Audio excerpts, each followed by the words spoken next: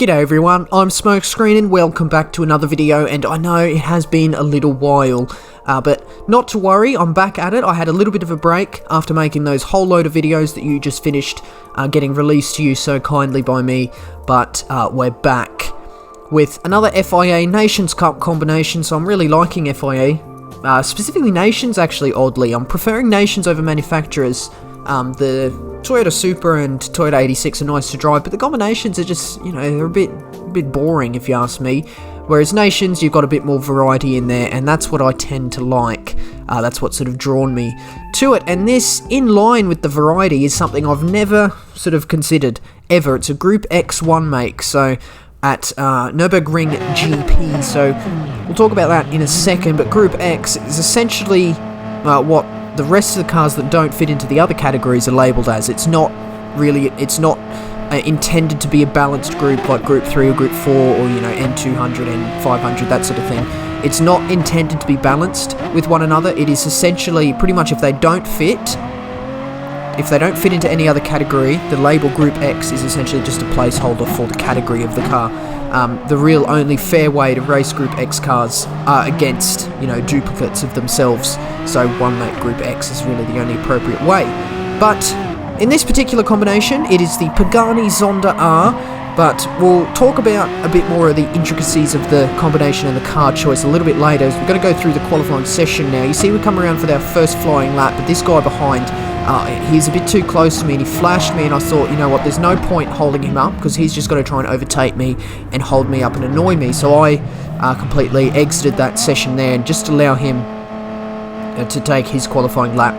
Of course, he's the car behind. He should have, you know, backed off a little bit, but not to worry. We've got plenty of time in these sessions now, so it's been up to 10 minutes a qualifying session rather than 5. They've also eliminated fuel use in the qualifying sessions as well, so we don't have to worry about that silly fuel burning. But eventually, we come around for our flying lap here at Nurburgring GP in the Pagani Zonda R, so I might as well take you through a lap while we've got the time essentially. So coming into turn 1, looking on the right hand side, braking just on the start of the tree on the right hand side, down into second gear. You can choose first for this corner, but I prefer second as it's more stable on the exit. Short burst of acceleration up to third, and pretty much just as we reach third, back on the brakes for down into second gear for turn 2. Over on the right hand side, braking just before the end of the green. Very slow through here, very much over slow the car to get a better angle through turn 4, and then using all this runoff of the alternate layout down onto the RTL straight. Braking just as the runoff on the right starts, down into third gear, and then over on the left, braking just on the end of the curb down into second gear, turning in nice and early for this one as well and get a nice straight exit. This car really prefers straight exits as it's very leery on the throttle. We'll talk about how much horsepower this has a bit later. Braking just on the left hand side where the white curb starts, take a nice V shape through turn 7 here. A little bit too deep if you ask me, so brake slightly earlier than I did, but not to worry. Heading up towards Michael Schumacher, turning in just before the patch of dirt on the right hand side in the grass, but that was slightly too late as we get a slightly compromised run. Braking just on the shadow on the road into turn 10, third gear through here, and then there's no real braking point for this quarter here, turn 11, but I just judge it accordingly each time. Graze a couple of wheels into the gravel on the exit, so we're not going to get the greatest run down the straight, but hopefully it's good enough. Coming into the chicane now, braking just on the 150 metre board. We know the track limits through here as well. Second gear through here, 2 wheels on the curb, 2 wheels beyond the curb, and you get through there penalty free. Braking just as the patch of dirt, sort of the dried out dead grass on the left hand side starts. Second gear for turn 15. A little bit of a wiggle on the curb on the exit, but you see we cross the line with a 151.1. which puts us in provisional pole, but you see by the end of the session we get pit for pole by SR Bryan with a 150.6, but not to worry, second place is good. But as always with the FIA combinations, let's enjoy the theatrical introduction.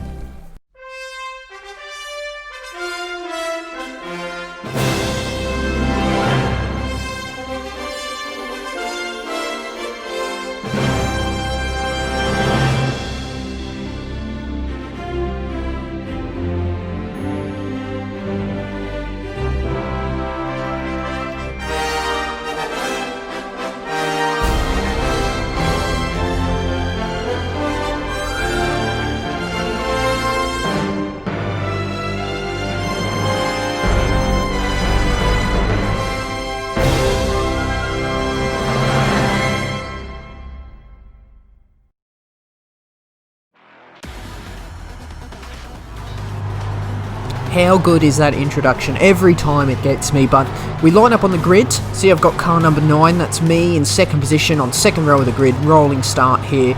Of course, got number 9 in my car, so as long as I finish 9th or higher, my DR should increase. Right, so I'll just talk through the start. You see, we've got a couple of housekeeping things to do. Brake balance, I believe I just missed that.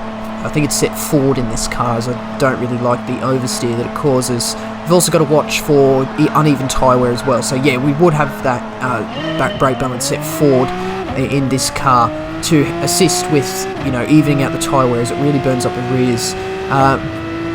Fuel, we change it to fuel map 6 for the start. We don't want that AI using all that fuel. Massive dive down the inside by Tactics here. Very poor Tactics at that, and he is completely shot through the picture. We don't have to worry about him. Still first and second with myself and SR Brian. Coming into turn 3, let's see who gets the better line through here. Brian's much tighter on the mid part, but he's a little bit wide on the exit. You see we close up ground on the entry to turn 4, but he gets a better exit through turn 4 than I do. I've got that TCS. I just turned it on for the start of the race, but I don't think we leave it on for much more than this. You see I've turned it on to the setting there. What point do we turn it off? Nice and close to SR Brian as we head through turn 6 down onto the straight. Yeah, I turned it off there as it really inhibited my exit. So I turned it on for the start, so I didn't lose control with cold tyres, but once the tyres are up to temperature, the car has quite a lot of grip. Not as much as you might think, given the huge, massive wing and the sort of aero work on the front, you know, the splitter and the diffuser. Not quite as much as you'd think, but still a good portion of it. That belief is probably, you know, assisted by the fact this car goes much faster than like Group 3 cars, where they seem to have, you know, infinite grip essentially.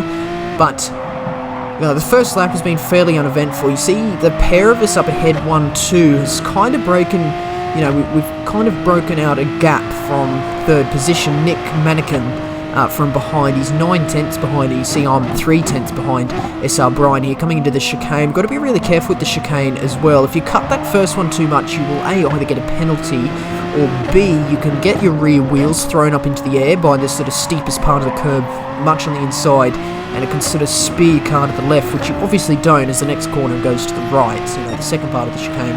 But you see, at the end of the first lap, we're 1.1 seconds ahead of Nick behind, and 3/10 behind Brian ahead. He goes very deep into turn 1. Does it open up the exit? He's on the left hand side for turn 2. Gets a nice straight exit. Gets the power down in his Pagani there. Not quite able to get past at this point here.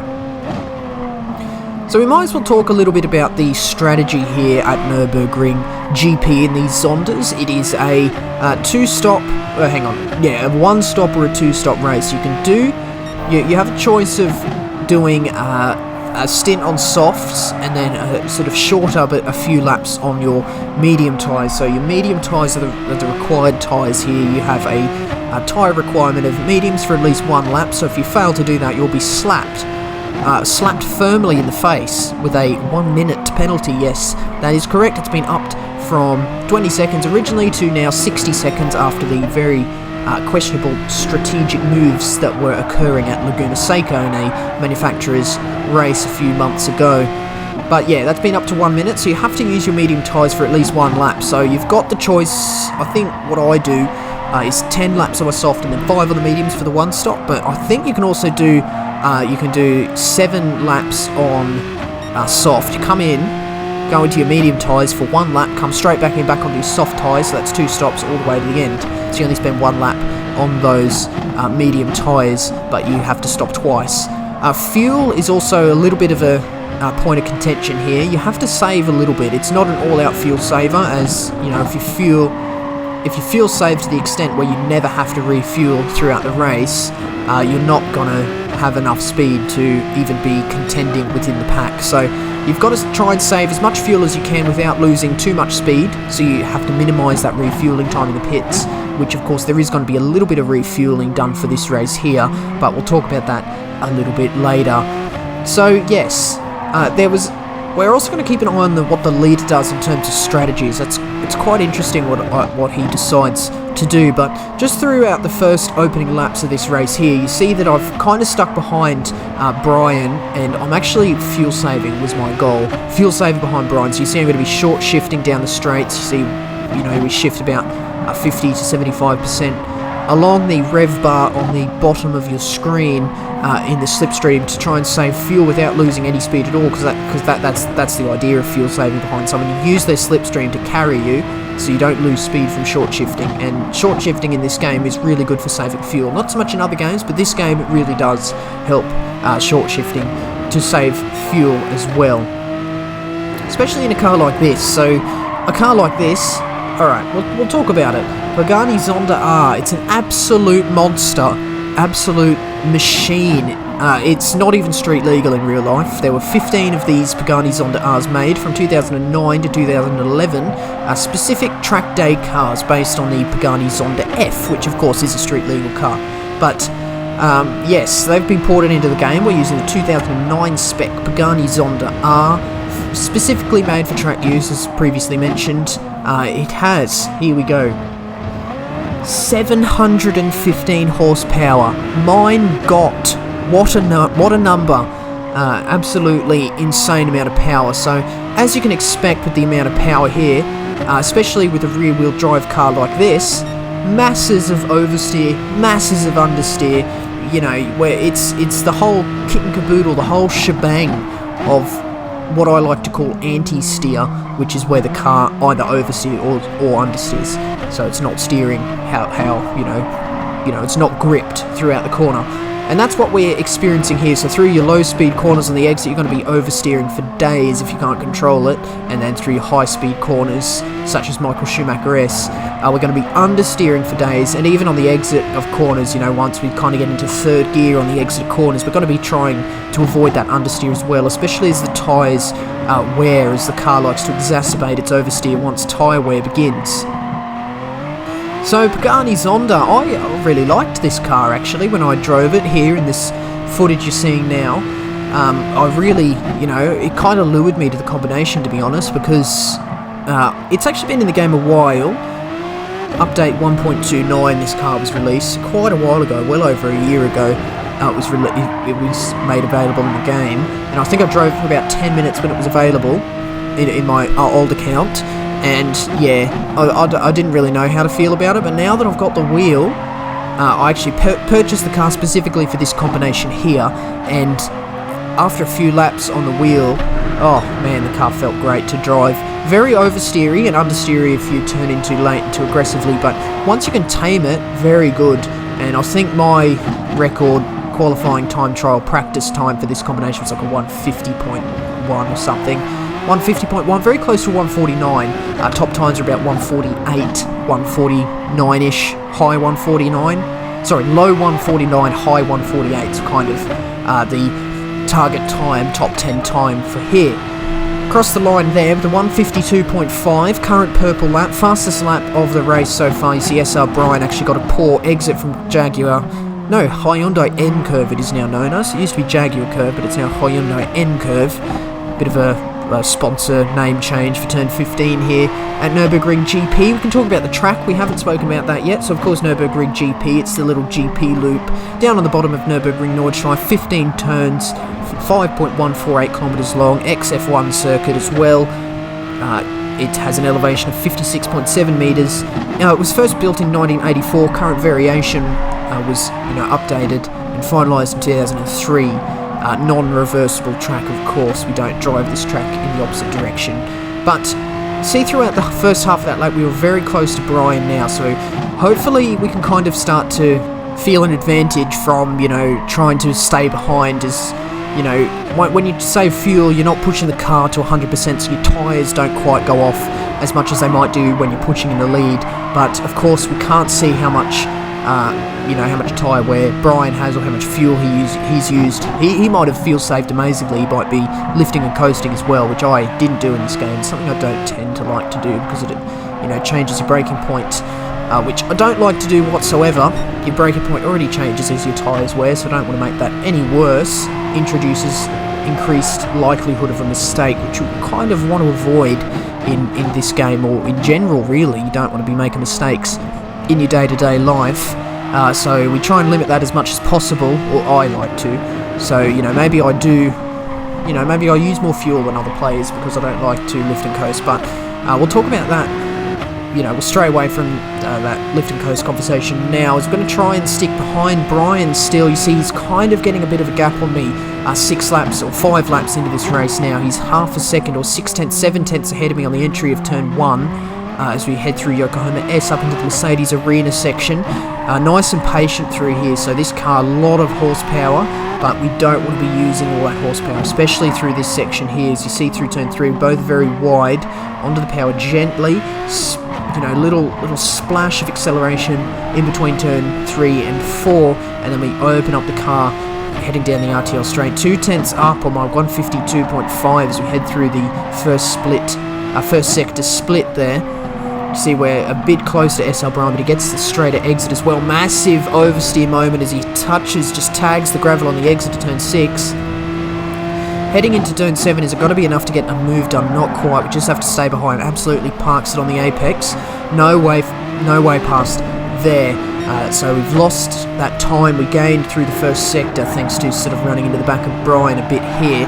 But heading up towards Michael Schumacher S, I just get a little bit of dirty air effect there, and I just drop behind heading up towards turn 10, stop it on the apex beautifully, but Brian just sweeps in ahead of me, so I'm not able to use that time gain to head onto the main back straight with the turn 12 Advenbogen halfway through it.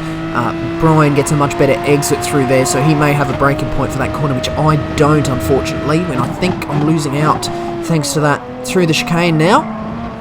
Absolutely abuse the track limits through there. You have to be careful though with those track limits through there, because you're really pushing the track limits already by hopping over the curbs rather than going around them. So once you push that a little bit too far, you can pick up penalties, half a second or a second, depending on whether you cut 1 or 2 of the 2 curbs through there. Heading in towards turn 1, I'm just moving behind him to try and put him off into the braking zone, but he gets the car stopped nicely. I rotate around the turn 1, get a little bit of a squirmer on the exit of turn 1, but I think we're beginning to see Brian just nurses his tyres a little bit more throughout the first 6 laps of the race, and at this point here my back left, especially my rear left tyre, is beginning to go off, and of course it being a clockwise circuit rather, you're going to be using your left hand tyres a little bit more than your right hand tyres, and this car where you've got all that horsepower driving those tyres into the ground as you accelerate out of all the right-handers, you're going to be experiencing rear tyre wear as well. So this is why we have our brake balance set forward. It's why we've got to be gentle on the exit as well, and run very deep into turn 7 here, so I'm beginning to struggle on these set of tyres as well. So it's at this point here where I begin to think about a stop. Not for a few laps yet, but I am thinking about, alright, we're gonna be pitting soon to put our medium tyres on, but we don't want to spend as much time on those medium tyres as we do the soft tyres, so we want to try and maximise this stint. So we're going to try and, keep it calm, keep it collected, and try and just make gains out of what these soft tyres can provide us for the rest of this race as they begin to drop off. The leader, of course, is on the same set of tyres. When you're up the front, you're going to be starting on your soft tyres. When you're near the back, you're going to be starting on your hard tyres, so you don't waste your soft tyres fighting. As we head through the chicane nicely that time, actually, on the power nice and gently. A little bit of a squirm on the exit, but not to worry. Braking into Hyundai N curve really close to that apex. That's what I'm scared of, that big stack of tyres on the pit wall on the inside of turn 15 is what scares me away from that apex. But unfortunately on the exit of there, you see, we're 1.1 seconds behind Brian now, and a couple of people in the background have also gone into their pit stop there. Had to get off the power on the exit to turn 1 as well, suffering that little bit of extra oversteer thanks to the worn tyres. You see very gently on the throttle on the exit of turn 2 into turn 3, very slow through here, under 80 kilometers an hour on the apex there. So we want to get a nice straight exit onto the RTL straight. I know I'm losing touch of Brian here, but you see he's got the power down on the exit, 1.4 seconds ahead. He's beginning to stray away from me, and this is not good news in terms of the race win here.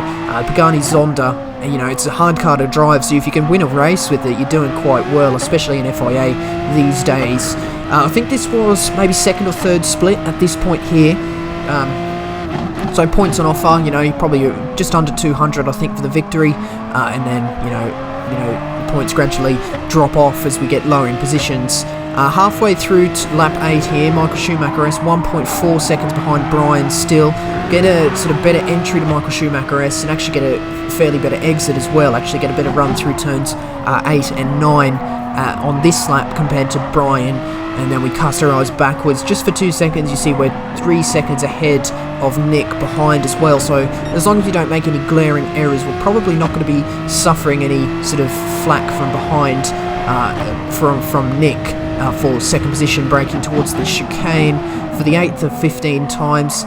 Just hop over that first curb and abuse the second one. I didn't really want to get those tyres. I talked about earlier how the rear of the car can flick out if you hit that first curb incorrectly. I was trying to avoid that throughout this race, especially as the tyres went off, so that's why I was taking it a little bit tentatively through the chicane in that particular instance. On the start of lap 9, just dropped out a slipstream of Brian as well, so we're going to skip ahead to the end of lap 10. So I've done 10 laps on my soft tyres. I choose to go into the pits.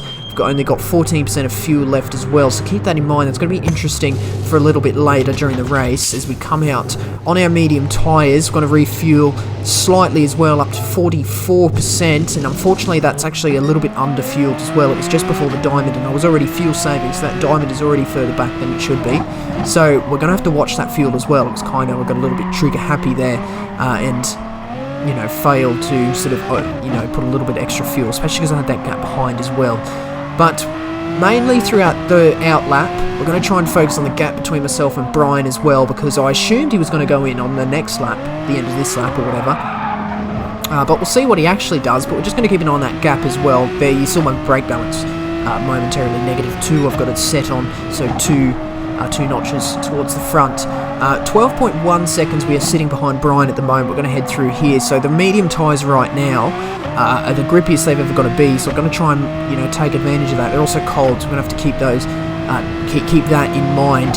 Heading in towards turn 7, 12.0 seconds behind. Run a little bit deep into turn 7, gently onto the power to get a nice straight exit. Still about 12.1 seconds behind Brian as well. So we're not going to be seeing the gains that you might expect to see on fresh tyres, given we're on the harder compound, and his tyres are also quite worn, which is why he's not gaining as much as he was throughout the previous stint. Skip ahead to lap 14, and my man Brian only just goes into the pits with 2% of fuel. What do you reckon? Absolutely blindsided me with his strategy there. He was in the lead, keeping the lead. I was saving purposely behind him. I went in on the end of lap 10, my tyres were dead. He went in 4 laps later with 2% of fuel. You remember I went in on lap 10 with 14% left. Absolute monster fuel saving he's doing there. So he comes out 6.1 seconds ahead again. So he's, it's quite obvious to me that he is going to be winning. And you see, as we skip ahead to the end of the race, 10 seconds ahead of third, 6.7 behind of first, and we actually run out of fuel just before the line as well, so very marginal with fuel. We managed to bring home a second place, so not too bad really. The strategy of that leader, absolute monster driving. I don't know how he saved fuel and kept such a good pace. That's really the skill of these drivers higher up. But you see, Nations Cup round 16, bring home a second position. We'll see the points, 188 points for Australia, given Nations Cup. We're racing for the country here. Very solid result, especially given the difficulty of the car to drive. But that was going to be the end of this one, so not the most interesting race in the world. I spent the entire race in second position, but I'm hoping, my commentary kind of made it a little bit interesting for you, and you're able to kind of follow the strategy and learn a bit about the circuit and the car as well. But that's going to be the end of this one. Do hit the like button if you enjoyed, as always, and do subscribe if you'd like to see more videos from me as I release them. But that's going to be the end of this one today, and that means that is it from me. So once again, I do thank you very much for watching. See you later.